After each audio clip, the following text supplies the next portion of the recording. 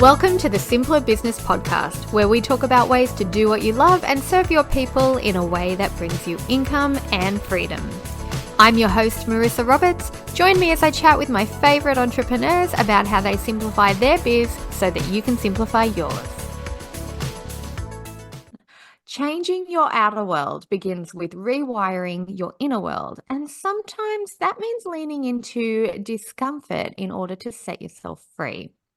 As business owners, entrepreneurs, mothers, people, we've all experienced what it's like to have a goal or a vision for your business or your life and feel like you're working at it 24/7, but not really getting anywhere. You want to make a positive change, you ramp yourself up to do it, and then your brain kicks in and thoughts like, what if I can't? Who am I to even try? They take over and they talk you out of your great idea before you even get started. It's time to stop fighting yourself and get out of your own way so that you can have the things you want. My guest today, Laura Ora, has done a tremendous amount of work with her own healing and with going after what she truly wants. Laura is a mindset coach, a speaker, and host of the Gutsy podcast. She teaches people how to quit settling and start radiating by shifting their mind junk. Laura helps women stop overthinking and overcomplicating their next move, allowing them to take steps towards getting what they truly want. And she specializes in things like why your brain gives you ideas and then talks you out of them, what your resistance and tendencies tend to tell you about your desires, how to recognize and interrupt the mental cycle that holds you back, the difference between temporary and perpetual discomfort, and how to move forward with your desires using her power back process. As an all-around visionary, she is the first to push you out of your comfort zone and the last to hug you as you head to the next level and start embracing a life that you feel alive in. And I'm so excited to chat with her today. Welcome, Laura. Hey, thank you for having me.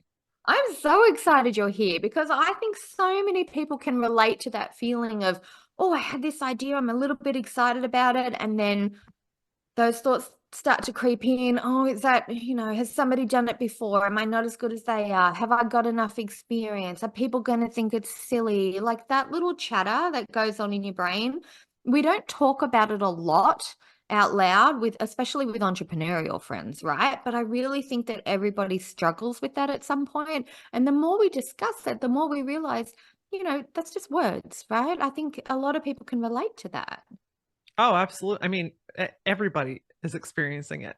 Just not Yeah. everybody has a place or people or situations where they can talk about it, right? Because the first thing that we want to go to is like, oh, I don't want to say this out loud because I don't want to seem incompetent, or like I don't know what I'm doing, or like I'm not committed, or like there's something wrong with me, right? We immediately go into, if I say this out loud, that means vulnerability, and vulnerability means like something's going wrong, right? Someone's going to see me in a different light, or I'm not going to be taken seriously or seen as a professional anymore. But the realization is, listen, I started interviewing entrepreneurs 10 years ago because I was fascinated with the stuff that was happening in my own head. And I thought, if I'm thinking and feeling this way, I'm certain there's got to be at least a few other people. Turns out it's basically everybody. Spoiler alert. But it was interesting. You know, I had a business at the time. I built a branding agency for 16 years. And I found myself so incredibly drawn to the side conversations that I was having with entrepreneurs about the things that we're talking about here today, which is the worry and the thoughts and the can I and what ifs, and also the big ideas too, right? It's not always about the negative stuff, but sometimes it's about the crazy shit where people are like, okay, there she goes again, right? Like there's just so many things that happen in any mind, but specifically in the entrepreneurial mind. I mean, it's the Wild West up there sometimes. Like we can be our best friend and greatest advocate in one moment and be our biggest enemy and mean girl the next second. Yeah. And when I started interviewing these entrepreneurs, I realized like there's so many similarities, and we're all thinking and experiencing something similar. It may not be the exact situation, but the feeling is there. And when we talk about it, we neutralize it. We don't feel alone anymore. We know that there are other people that feel like this too. And most importantly, that there are ways to overcome it. So it's been an interesting journey to just see and feel behind the curtains of everybody's minds, and to see that we really are way more alike than we all give ourselves credit to be. It's so true because I think, yeah, you're right. I can think of so many examples where I've had a conversation with friends where they've kind of almost flippantly mentioned something years ago about them feeling like imposter syndrome, or like they were a beginner at something and totally had to wing it, or like they weren't sure about the next step. That now, a few years later, I would look at them and be like, that was your most successful thing. Imagine if you didn't do it.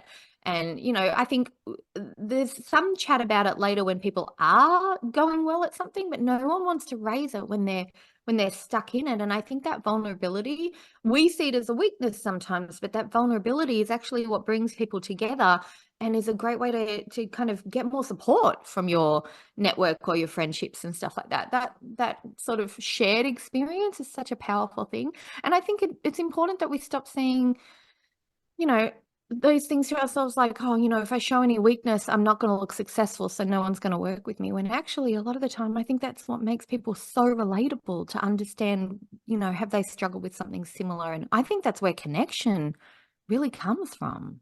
Oh, and it's what people are craving now, right? There's so much fakeness, facade, Instagram worthy, Pinterest worthy kind of stuff, and people just don't resonate with that as much as they used to. They Yeah. want to they want to connect with people that they feel like they really actually know, right? Like people that they can relate to, people that share similar values in life, that are on a similar mission, someone that they're aspiring to be, right? Maybe it's a role model or somebody that's just a few steps ahead of them. They don't want to see how everything was perfect every step of the way. Yeah. I tell you, some of my most popular content is when I'm just being insanely vulnerable about what's happening in the moment, because people are like, oh my gosh, like you can be doing your thing and love that and still have challenging moments, right? Like last week, I just put up a post about like growth is messy, right? I sold my first business to pursue my full-time career as a speaker and as a coach. And I'm, even though I'm not of new to business, I'm new to this focus. And it's been messy, right? Like I'm not starting from zero because I have, 17 years now behind my back, but the focus and the intention and my day to day is very different. And so I Yeah. shared online, I'm like, I've been applying to hundreds of different events and I'm getting little to no response. And the plumbing, we had a leak. So I've got a 5 foot hole in our ceiling. So I'm sitting on the couch and I'm applying for speaking gigs, and there's a plumber in the house, and there's a kid outside screaming, right? Like it's just messy. And Yeah. when we can share those, like there was such a great response from that. Like, thank you for sharing this, because I see that what I'm going through is normal and other people are having the same thing. Because what we tend to do is we get in a kind of silo, right? We get very Yeah. tunnel vision and we're like, oh my gosh, there's something wrong with me. Everything's falling apart. I'm doing something wrong. When you see a post like that, it's like, oh, everybody experiences their own version of this. Yeah, I feel better knowing not and I feel better that someone else is struggling, but I feel better knowing that I'm not alone Exactly. in the struggle. Yeah. Exactly. And it sometimes it's just enough of a oomph to inspire you to keep going, right? Mhm. Because again, when you're in that tunnel vision and it feels like everything's kind of clouding in and around you, uh, you lose motivation. Yeah. You lose sight of why you're doing this in the first place. We're Yeah, you just start to like, think, what's the point? Yeah. exactly, you get really micro focused on the moment, and sometimes seeing stuff like that, it's like, oh, it's like a breath of fresh air, and you can like literally open back up, and you're like, okay, I know why I'm doing this. This gave me a little extra push to keep going. And vulnerability is a superpower. Yeah. So what inspired you to do this sort of work? Did you have like a particular event? Like I'd love to know more about your backstory and how did you kind of get out of your own way in regards to stuff? Like, because I imagine that this business that you're doing now and the coaching that you're doing now started with something that happened with you. Is that right? Oh, absolutely. It's been, I think, a lifelong journey, honestly, getting to this point, right? So, like I mentioned, I ran a branding agency for 16 and a half years. I I realize in hindsight that I actually built that business off of the backbone of my insecurities. You Oh, know, when you're a business owner, your internal personal stuff mhm. does not go away. It gets amplified. And so if you've got tendencies, if you've got unresolved challenges, if you have trauma that you've not dealt with yet, if you've not done any type of personal development work or therapy, it's coming out. It's coming out in business because, I was a perpetual people pleaser based off of a background with abandonment as a child. I inherited just a really negative mindset around finances, and that showed up in my business, right? And then just feeling like I always had to prove my worth.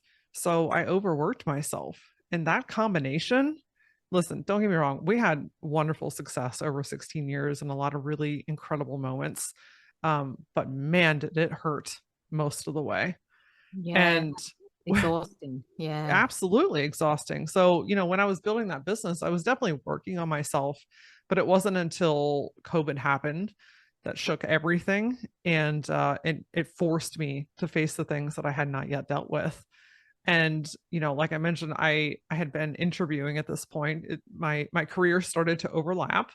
So 10 years ago, so mid design agency ownership, I started interviewing entrepreneurs on something called the Green Couch Project. And I just felt this like aliveness in me, right? Like drawing this information out of people and interviewing and having vulnerable conversations and creating a safe space where people could say what they needed to say and felt safe to cry and share the things that most of their family don't even know about, right? Because they're not people that they feel like they can go to with these specific problems. In entrepreneurship, it's just, you got to go to people that really understand the I entrepreneurial get it. life. Yeah. Yes, for sure. So as time was going on, this kind of scale of my career where I thought I would do branding until the day that I died, that scale started to tip the other direction, Mm. and speaking and teaching and holding workshops and like being in front of people and extracting these thoughts and feelings out of people and then helping them have a clear plan on how to move forward just exploded. And all the while, I had been doing my own work, doing my own therapy, doing my own personal development, understanding the mind, studying the body and mind connection, right? Like just digging in. And I noticed that this is what made me feel like I could take on the world, right? I was Yeah. so excited about this. So I just sold that business just 8 months ago. And it's been thrilling, right? It's a hard decision to let go of something that you've spent, nearly 2 decades building, but it was the right thing to do. And it's allowed me to have so much more time and space and capacity to be able to do the work that I really love. Yeah. And so it's work that lights you up, but also helps so many other people at the same time. I really think that when you know something's the right move, right? Oh yeah, Even sometimes it's a bit of a what if for the future, but I think when you've found your thing and everything just, I don't know, it's like everything suddenly has a bit of a glow or, flows more easily. It might not be easy 100% of the time, but you kind of dig in because you're excited to make it work. And it's interesting to solve the puzzles that come with the new business. I think when you've found the right thing, and even that in itself would be very inspiring for the people that you're working with, because I bet there's a lot of other people out there who have had, a business that they've run for a number of years that was going well, but didn't quite hit the spot. And to see somebody else have the experience that you had, that actually, no, you're not tied to something forever, as much as our businesses can become part of our identity. To see somebody be able to go, well, actually, no, I found something else that I even found more intuitive and more like it was a good fit. I think that's a really good example for people to have anyway. Yeah. Yeah, absolutely. And it's not void of challenges, right? Because I one of the biggest spots that I coach people in is that space between want and have, Yeah. because it's that space in between where that mind junk comes into play. And so for me, what that looked and sounded like was You've been doing this for 20 years. Why would you give up something that you've put so much time and effort into? What are people going to think? This is what your reputation is in. This is what your college degrees are in. Like, where are your new clients going to come from? You have a steady income. Why are you going to change this? I mean, I could write a novel on how many Yeah. things I said to myself, right? But at the end of the day, when I thought about going, continuing on that path, I just started to feel this internal resistance where it was like, no, Laura, no. We I have done everything that I wanted to in this portion of my career, and it's time for the next thing. And I've got to be willing to release all of those fears and all of those expectations and all of those wonders and just lean into curiosity. Right. Yeah. I think that one of the most underrated tools that we have is curiosity, because it diffuses fear very quickly and Mhm. it paints a picture for what is possible. And when you start leaning into that and feeling into that, right? Like when I started getting curious about what it might be like to be a full-time speaker, oh my gosh, like I got giddy, right? Like I felt so good. And it's like, okay, I cannot ignore how I physically and mentally feel when I Mhm. stand at the crossroads of what I think that I should keep doing and what I actually really want to do. And it's Yeah. it's that sliver in between where we have the decision to make a gutsy move. I love that. And it takes you out of that everyday, I'm stuck in everything. When you make a decision like that, it's so nice to be able to have that step back and kind of view it as a bigger picture. So I think that's going to be helpful for everybody listening today. And I guess I really want to ask you the $1 million question, right? For me, that is okay. Because I do believe we can have whatever we want, right? I think that no matter what happens, there's a way to get you there. But I think where a lot of people struggle is how do they actually figure out what they truly, truly want? Because we're conditioned by so many external factors in our lives, and we're so busy all the time with serving everybody else. How do you really get into, okay, here's what it is that I truly, truly want myself? I love this question because it's so multifaceted. So a couple of things to play around with is, first, an exercise that you can do is, if I asked you to take all of your current roles and responsibilities and set them to the side. So your spouse's thoughts and feelings, what your kiddos need, what your aging parents need, what your job or clients need, like everything that everyone pulls from you. And I'm not saying that in a negative way, just right. It's a give and a take in life. Yeah. Everywhere where you have a sense of responsibility, just for a few moments, I want you to just take everybody and lovingly set them to the side for a second. If you didn't have to worry about how it would affect any of them or what you currently do, or even figure out how to do the thing, Mhm. what would you do? Ooh.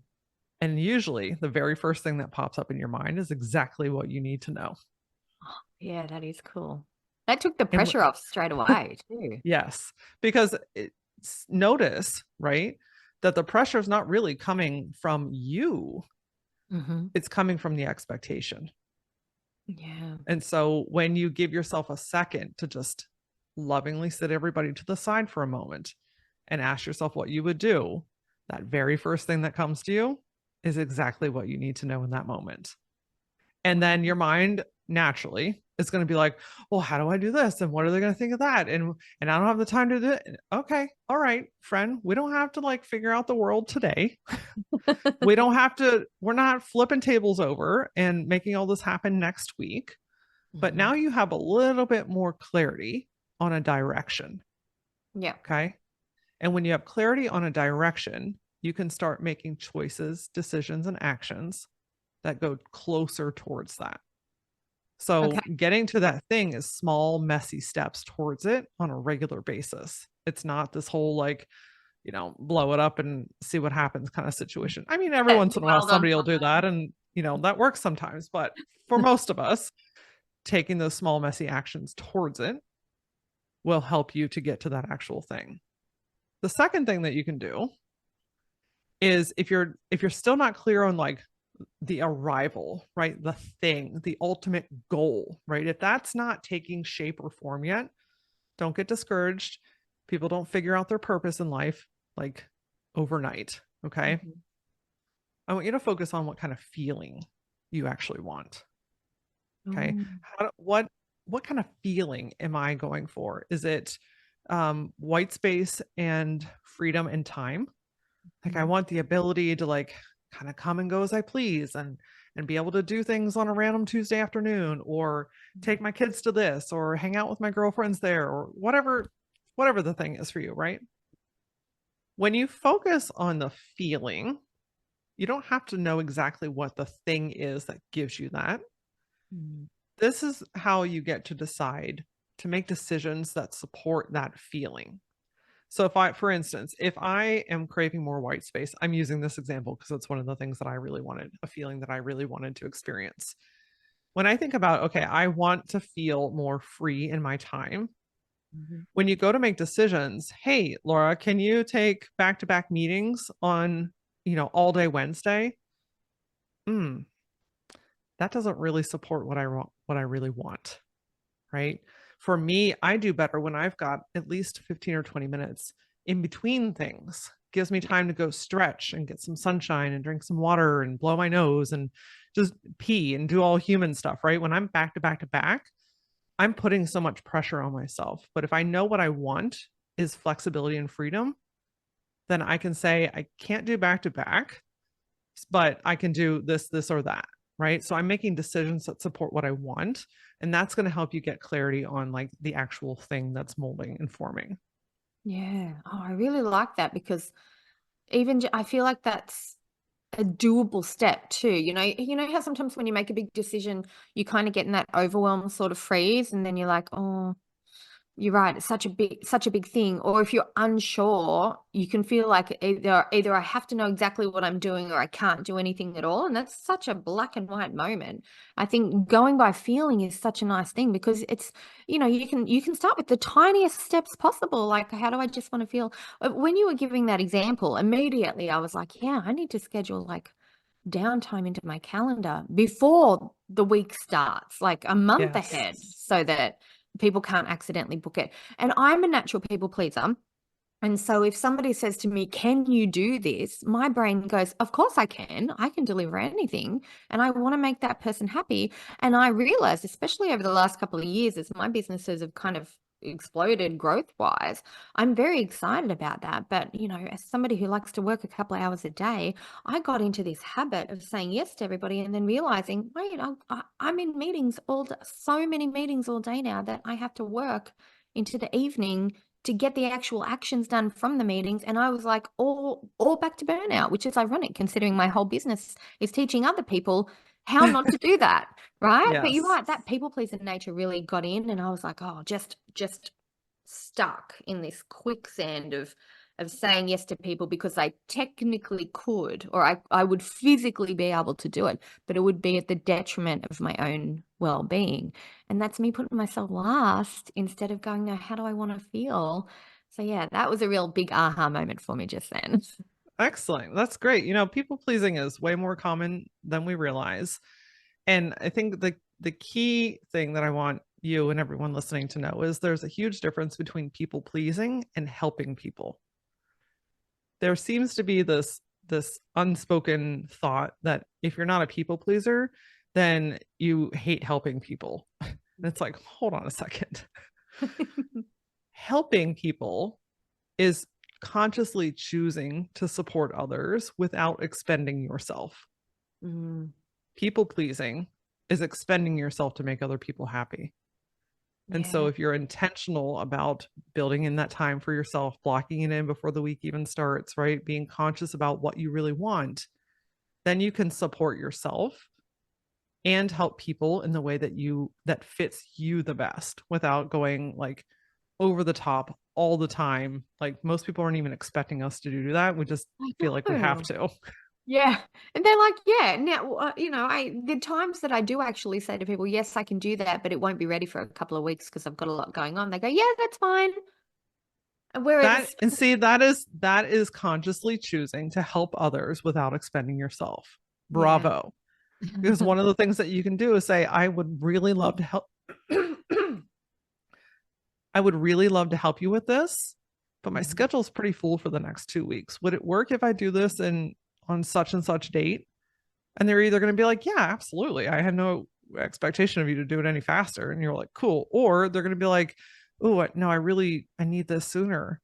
Yeah. And then So they might look I need, elsewhere I need to instead. ask somebody else. Cool. Yeah. That's fine. Like, I'm not saying no. But sometimes you have to say no, and that's okay too. Right. Like you have to be willing to say no or yes if, right? Yeah. Like it supports yourself, it honors yourself, and allows you to support people in the way that fits you best as well.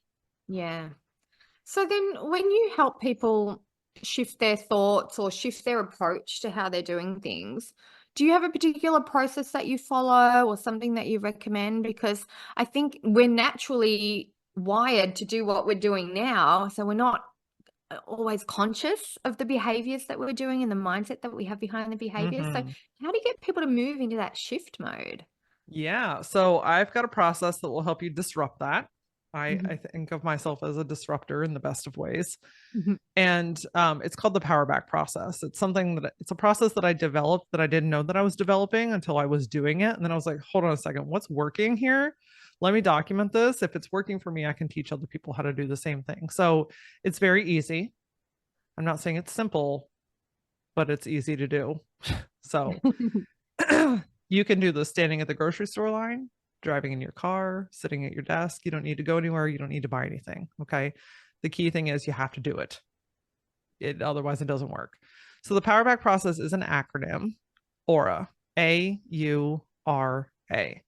It's intended to help you get back into your own energy and to make conscious decisions, right? This is the disruptor that stops the overthinking, the worry, the what ifs, the mean girl talk, like all that stuff. This is intended to stop that. You can use this in the moment to shift your thoughts to something that you actually want instead. So I'll walk you through it if you're up for it. Yeah. Okay. So A is for awareness. You have to be aware of what you're thinking and feeling. Because Yeah. if you don't, nothing's changing. And awareness is nothing more than noticing, Yeah. noticing your thoughts, noticing if you're feeling something in your body. Oh, my thoughts are starting to race. I'm feeling tightness in my chest. Cool. We've noticed it. You've Mhm. already started to disrupt your pattern because you're stopping for a second to acknowledge yourself. Yeah. The next step is you, which is to unpack it. Now, unpacking it gives you the opportunity to get curious about what this is saying to you.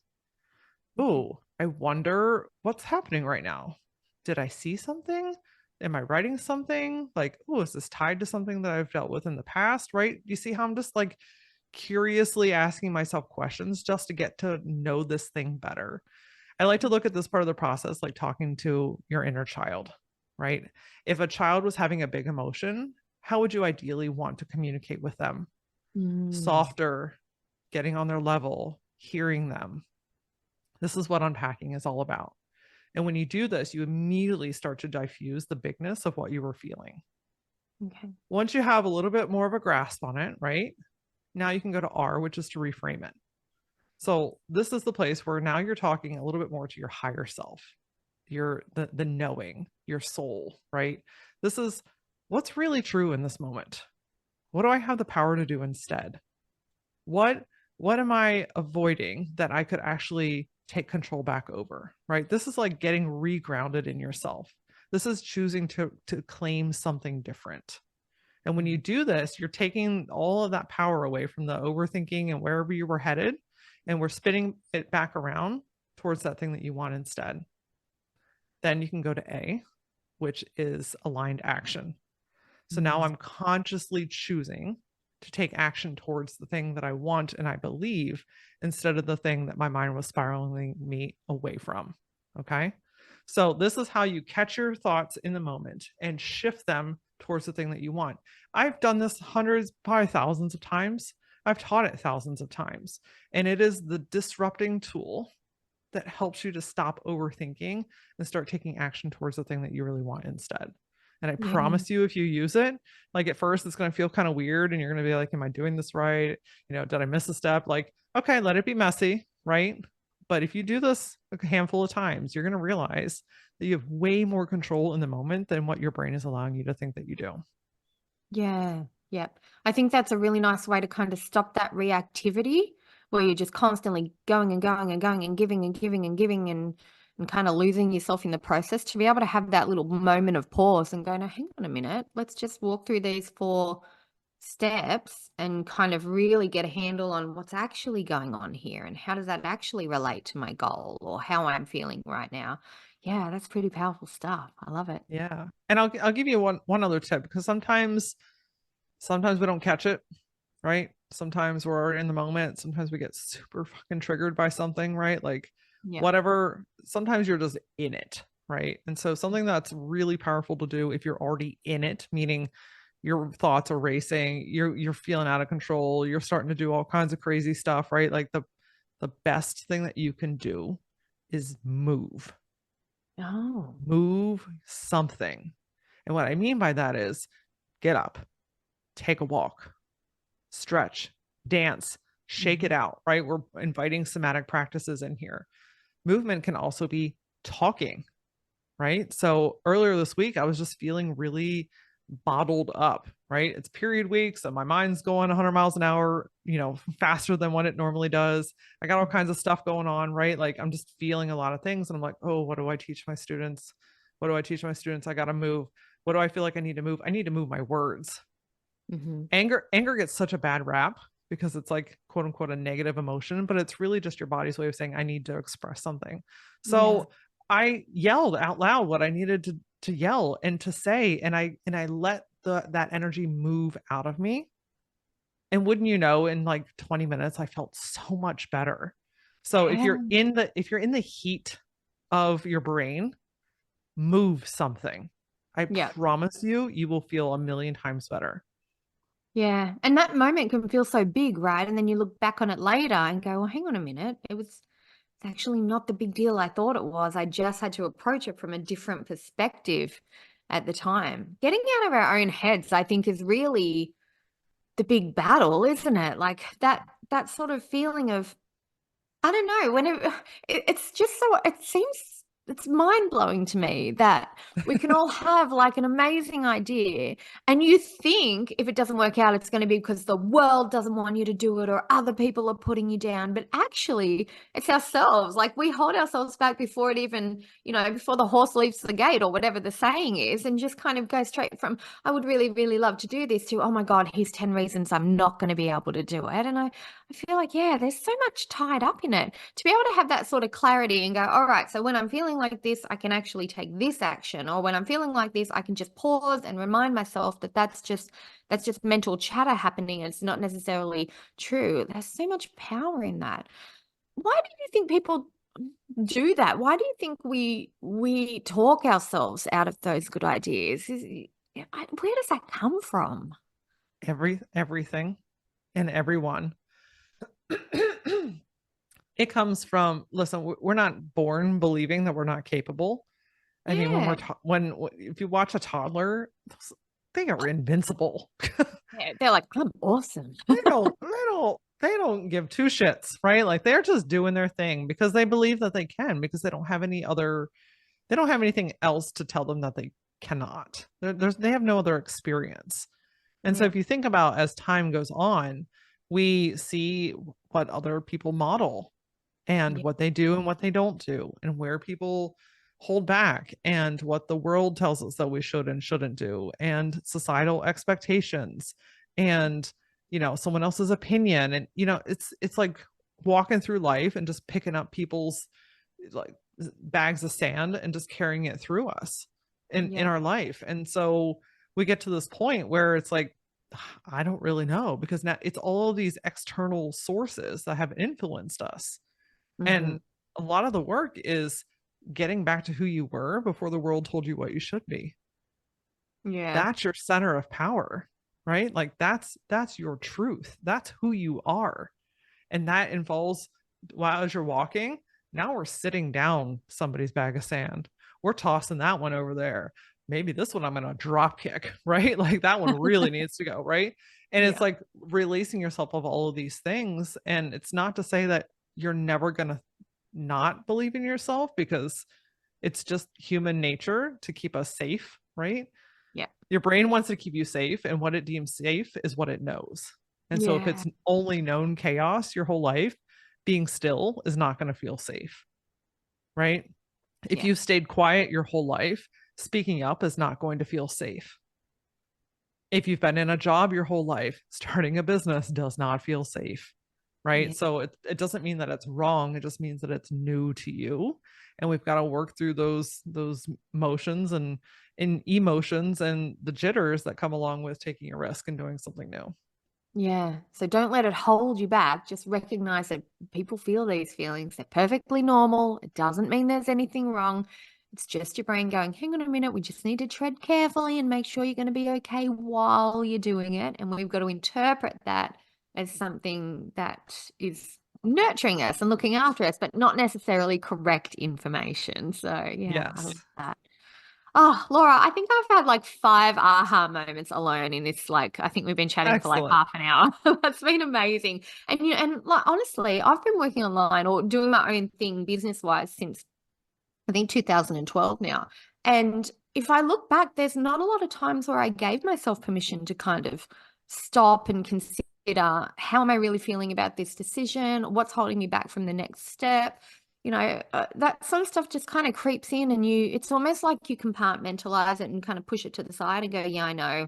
I'm just going to pause then, and then I'll focus on what everybody else wants me to do. And I think to myself, I can think of like so many little occasions where that's happened, where the trajectory of my life pathway could have gone down a completely different way. And I love my life and I love what I do, but there are things where I'm like, wouldn't it be cool if I could also do that? And wouldn't it be cool if I could have found a way to make that work?